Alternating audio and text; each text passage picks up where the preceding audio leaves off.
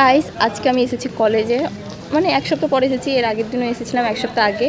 তো তখন আমি এসেছিলাম ক্লাস করার জন্য, কিন্তু ক্লাস হয়নি। ওই দিনও স্যারের কাজ ছিল বলে ক্লাসটা হয়নি। স্যার অন্য এক্সামের জন্য মানে স্যার ক্লাস নিচ্ছিলেন, তো আমাদের তাই জন্য হয়নি ক্লাস নেওয়া।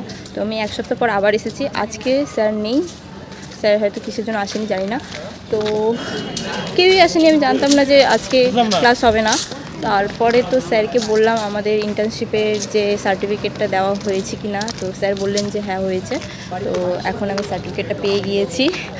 সেই 8-9 মাস পর আমি সার্টিফিকেটটা পেলাম। আর কলেজে তো সেরকম কোনো আর কাজ নেই, কোনো ক্লাসও নেই, কিন্তু আমি রেজাল্ট নেব 4th সেমের আমার।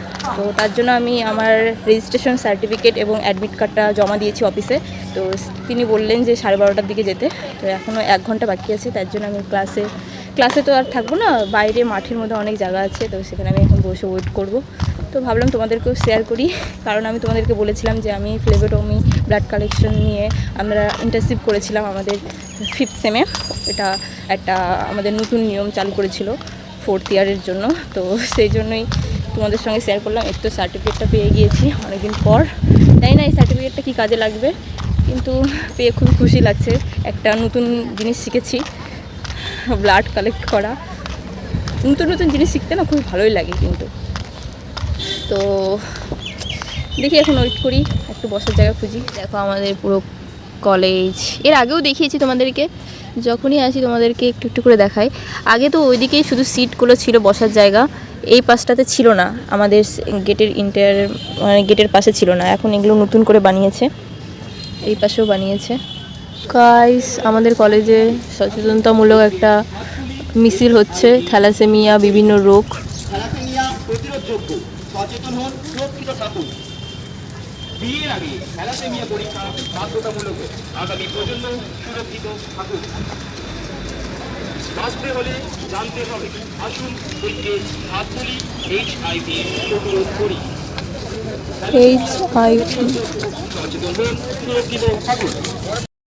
এই মিছিলটা যে হলো, এটা বেসিক্যালি হলো থ্যালাসেমিয়া নিয়ে। বিয়ের আগে থ্যালাসেমিয়া পরীক্ষা করা খুবই জরুরি বর এবং বউয়ের, কারণ থ্যালাসেমিয়া একটা জেনেটিক ঘটিত রোগ, সেটা বাচ্চার মাধ্যমে পরপর হতে থাকবে, তার জন্যেই তো।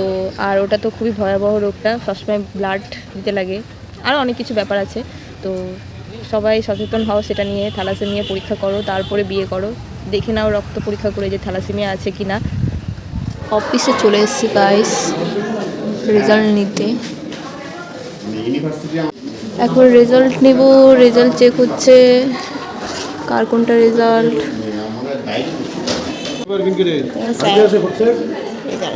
আমাদের কলেজ ক্রিকেট টিমে ফার্স্ট হয়েছে, ক্রিকেট না কাবাডি টিমে ফার্স্ট হয়েছে, তাই জন্য দেখো এতগুলো ট্রফি নিয়ে এসেছে।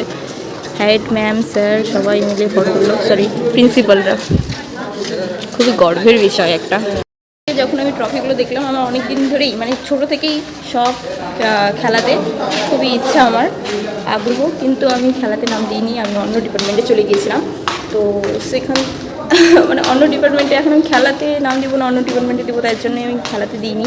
অন্য ডিপার্টমেন্টে অন্য সাবজেক্ট নিয়ে পড়ছি। তো আমি ভাবতাম যে শুধু ফিজিক্যাল এডুকেশনেরই স্টুডেন্টসগুলো খেলাতে নাম দিতে পারবে আর বাকিগুলো দিতে পারবে না, কিন্তু এটা একদমই ভুল ছিল আমার ভাবনা। স্যারের সাথে কথা বললাম, স্যার বললো হ্যাঁ দিতে পারবে, তো যে কোনো স্টুডেন্টই খেলাতে নাম দিতে পারবে। আমি কেন যে আগে বলিনি। এবার আমার লাস্ট ইয়ার কলেজে, তো খেলা টেলা সব কমপ্লিট হয়ে গেল, এবার পরের বছর খেলা আছে।